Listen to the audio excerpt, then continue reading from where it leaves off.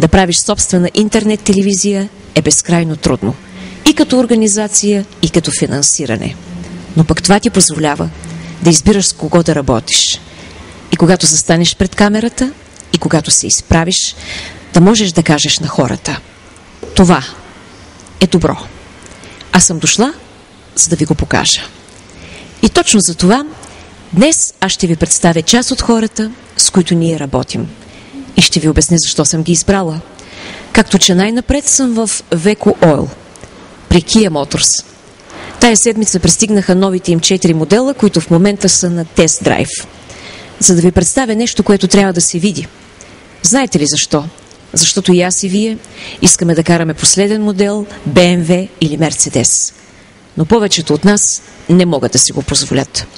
И тогава се изправяме пред дилемата.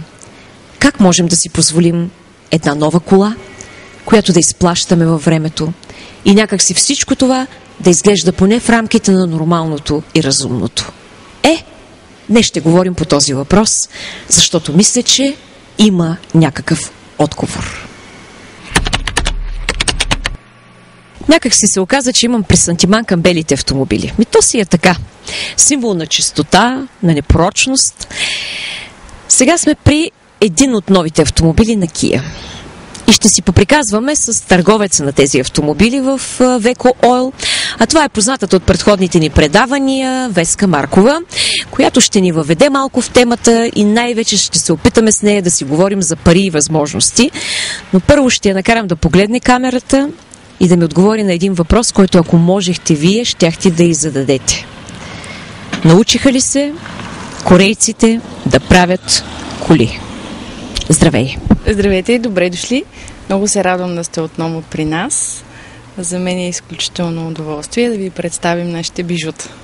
Да, корейците се научиха да правят коли. Корейците правят не само коли и доказват своите постижения в технологиите във всички направления на живота. Гледаш камерата, хората те гледат и ти го казваш с цялата си отговорност, защото аз така започнах предаването. Днес няма лъжа, няма измама. Да, така е. Абсолютно го заявявам. С цялата си отговорност. Така, и ти не се притесняваш от това, че не работиш, да речем, с някоя марка, която е от по-голяма генерация, макар че това вече е доста относително. Примерно, че не продаваш Мерцедес. Не се притеснявам, защото това са автомобили, които ще ви предложат технологии, които са абсолютно нови. Това са автомобили, които ще ви предложат сигурността на всички доказани марки на много разумна цена. Добре, това с парите най-много ни занимава. Сега да започнем при този бял лебед, до който съм се спряла. Как да кажа, ако каже коя е тази кола, ще изглежда като одушевен предмет, макар че тя ми стои много одушевено, трябва да ти кажа. Добре, коя е тази кола? За мен всички коли са одушевени. Това е Kia Rio, малкото градско бижу. Един от последните модели, които извадиха на пазара Kia. И наистина тук имаме един сладур. Можем да го видим. Я да го видим. Би ли ме пуснала вътре? Разбира се. Аз и предния път така се понаместих. Готово ли е? Да. Така, аз влизам, пък ти разказваш. Няма климатик в момента, горещичко е, ама сигурно климатика му е убиец. Разбира се. Искам да кажа за този автомобил, че е в един от първите класове. Той е в така наречения B-сегмент и дори в първото си ниво на оборудване има всичко необходимо за комфорта, за сигурността, стабилността на колата и на пътниците, разбира се. Така, аз виждам всички екстри, прекрасен дизайн, комфорт, дълбочина, обем, няма да коментирам тук таблото отпред какво виждат очите ми, обема е голям. Да, това е изключително важно за корейските автомобили, че те в малките и не само в малките, но тук е особено видимо, използват максимално вътрешния обем. Колата изглежда малка, а като влезеш вътре, тя никак не е малка. Аз точно това ще ти кажа, що ми говориш за малка кола, когато аз влязох в една голяма кола. Тая кола вътре ми стои, извинявай, ако и камерата показва в момента като лимузина. Да, така е, абсолютно. Това е предимството на тези автомобили. Това е изключително важно за всеки един клиент. Имали сме хора така много, много големи като размери, влизат, сядат и казват: аз се събирам. Събирам се. Ти виж къде е другия? Колко е далеч от мен. Ние не сме сбутани тук, ето така. Добре, давай да почваме сега да говорим за пари. С всички опции, които включват климатици и още какво? Аз ще кажа, по-скоро колата започва като цени от 18 000 лева. Мисля, че... Сериозно ли говориш? Абсолютно сериозно говоря. За 18 000 лева обаче какво и липсва? Климатик? Не. Аз пък с този климатик съм се хванала. Добре, кажи нещо, просто като лаик говоря. Климатроники липсва. Иначе климатик има, няма алуминиева джанта. Автомобил в тези пари е оборудван с климатик, с радио, нещо много важно за мен е USB вход, за да си слагаме допълнителна музика. Има всички стабилизиращи системи. ABS, електронен разпределител на спирачно усилие, стабилизаторите на колата, които са отделните си. За 18 000? Да, за 18 000. И аз сега почвам да си правя сметката сега. Гледай, ние тук направо реално си го правим това предаване, защото това всеки човек го прави. Продавам си моята кола. Нося ти 6000 лева кеш. Какво става после сега? 18 минус 6, какво прави? 12. И искам разсрочване. Колко можеш да ми я разсрочиш? До 5 години включително. Това приблизително каква вноска ще ми прави на месец? Около 300-400 лева максимум, нали, ако сме почнали с минималните парички. Добре ли е? Добре. Ти ще ме навиж да я купя. За теб е по-голяма кола. По-голяма? Да. Да вървим при по-голямата. Да вървим. Следващата по-голяма ли е? По-голяма е. А да, ама те и парите по-големи. И парите по-големи, ама пък може пък там да ми дадеш някоя добра офертичка. Знам ли? Я да вървя сега пред по-голямата кола, макар че тая беличката си ми е много, ама много на място, защото аз смятам, че пък те да вземем една дама, пък от колко голяма кола се нуждае, бе. Аз като карам един малък Мерцедес и ми е достатъчен и като си возиш дупето самичък, да, усещането наистина на големите коли, ма и тая е много готина. Готина кола е, и да знаете. Сега определено мога да кажа, че според мене колите имат, освен удушевеност, както разбрахме вече, според техния търговец, за мен имат и пол.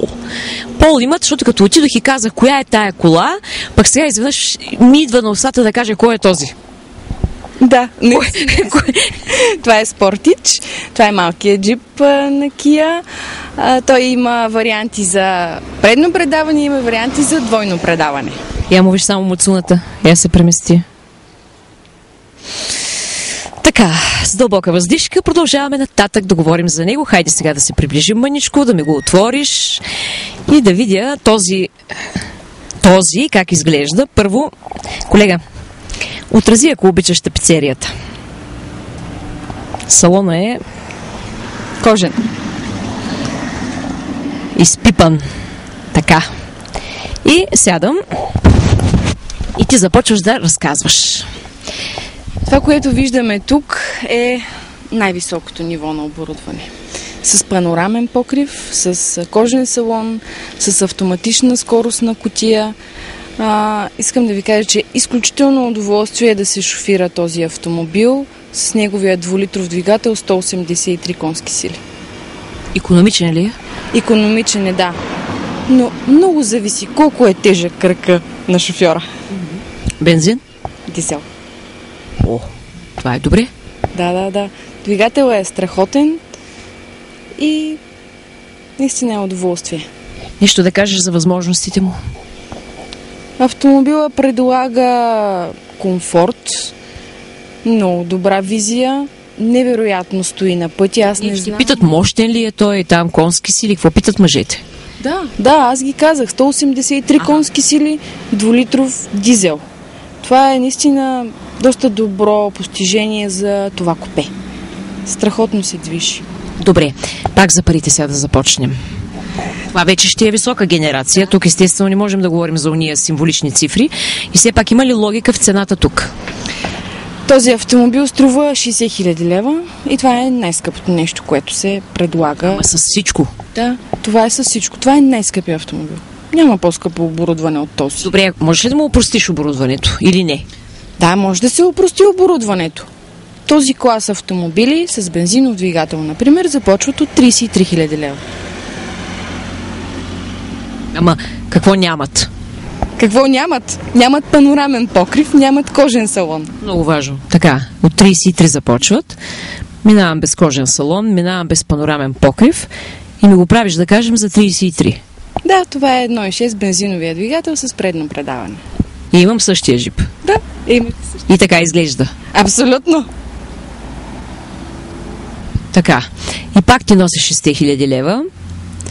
И после какво ти дължа на месец? Тук с 6 може и да не се размине, може да са необходими малко повече. Тук месечните вноски ще скочат на около 700 лева. Разсъждавам за един работещ човек, за едно работещо семейство, за едни добри доходи. Не можеш да си го позволиш. Защо да не си го позволиш? Да разсъдим логично. И като казваш, че това е най-скъпото. Да, така е. Наистина не са много хората, които могат да си го позволят, за съжаление, но... Що да не са, бе? Ако са двама души, които работят, да кажем, късметли за по 1500 лева и са си решили въпроса с къщата, що да не могат да си позволят? Това ще за колко години? За 5 ли ще го изчистиш? Да, за 5. Да. Обаче ще имаш, ако тази година го купиш, ще имаш, обърнете внимание, 10 години гаранция. 10 години гаранция, защото Kia е на 10 години. 10 години гаранция, това означава, че ти 10 години нямаш грижа.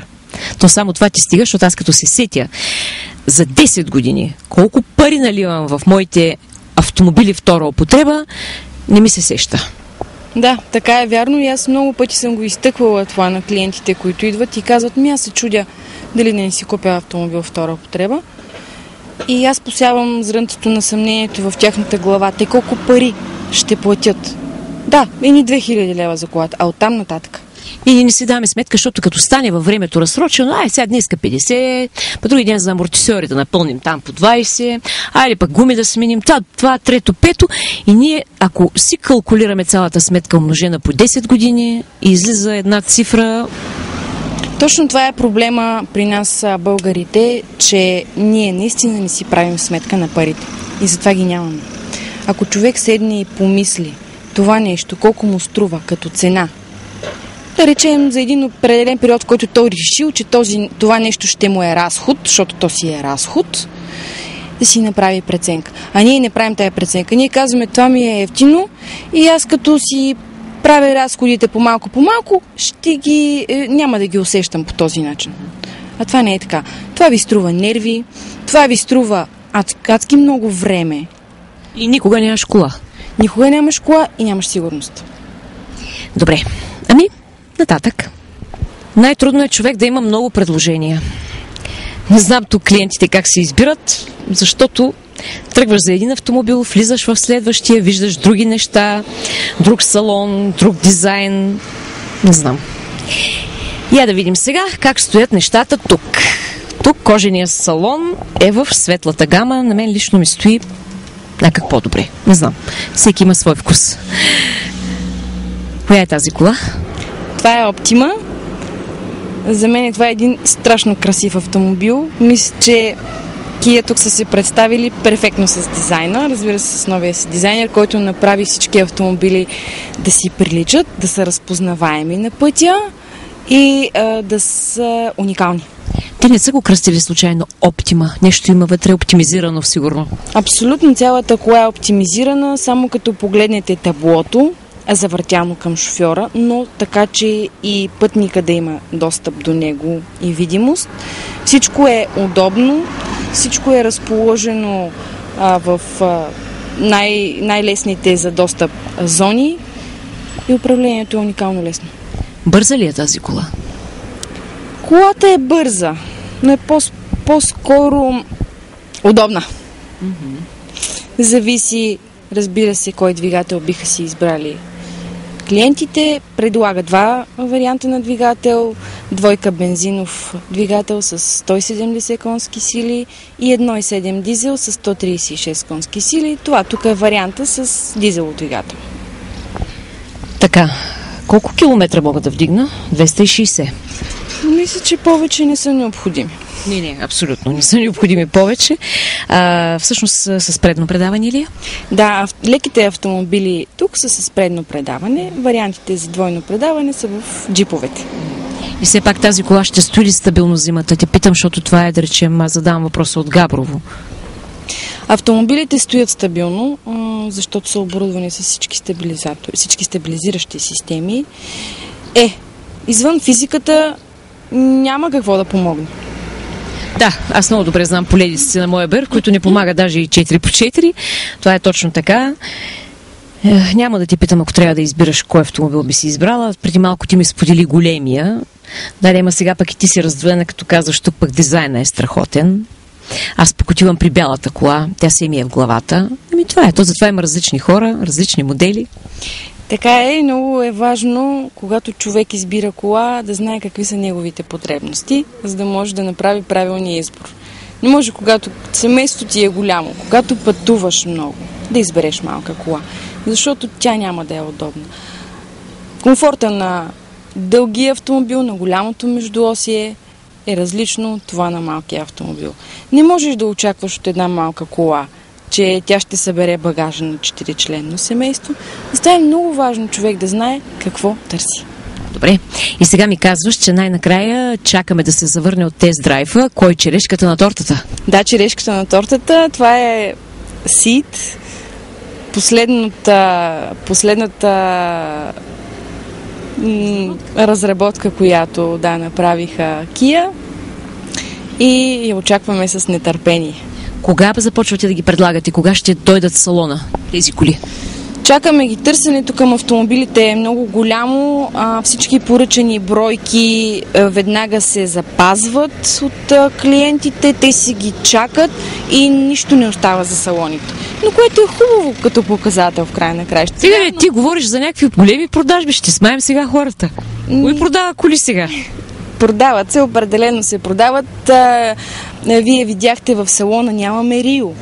Защото просто всички автомобили са разпродадени. Това са десетки автомобили, които са с непотвърден срок на доставка и хората си ги чакат. Да чуеш в тия времена, че някой има заявки, пък не може да ги достави и да си прибере парите. Как беше от филма? Ти да видиш. Това беше за мен работа. Стоях отстрани и гледах възхитено как шефа на сервиза, докарвайки автомобила при софийското паркиране, към което аз имам отврат, защото имам дискова херния на един торакален прешлен и обръщането ме назад е просто гибелно, си вдигна ръчичките и колата успя да се паркира сама. Даже не прояви достатъчно търпение, защото бързаше заради нас, иначе щеше да пристигне друга команда. Каква? Трябваше просто да я изчака, да включи на първа и автомобила да се донамести близо до тротуара. И ми каза, че преди това си бил харесал автомобила друго място и после се премести, значи всъщност той ще паркира където реши. Общо взето, да, защото вие казвайки му, че искате да паркирате, той да паркира самостоятелно, той търси мястото. Все пак ме го обясни това всичкото. Значи, дигам си ръцете. Трябва време да го преодолееш в този момент. Да ти кажа честно, аз в първите моменти ще съм в ужас, че ще се натреса на бордюра. Дигам ръце спокойно, затварям очи и чакам. Не точно така. Значи, да, вдигаме ръцете, но все пак ние помагаме на автомобила с превключване на скоростите и с регулиране на съединителя и на спирачката, ако е необходимо. Но сама управлява волана, на къде да тръгне и колко всъщност да продължи натам. Може ли? Бяхме, че не се блъсна в задната. Не, със сигурност. Може ли да се вседи в някоя много малка дупка? Да, може. Стига да има място, колкото за колата. И ще го изпълни съвършено. Да, абсолютно. Що трябва да отпадне софийското паркиране вече от изпита, след като влизат тия автомобили, за какво ни е.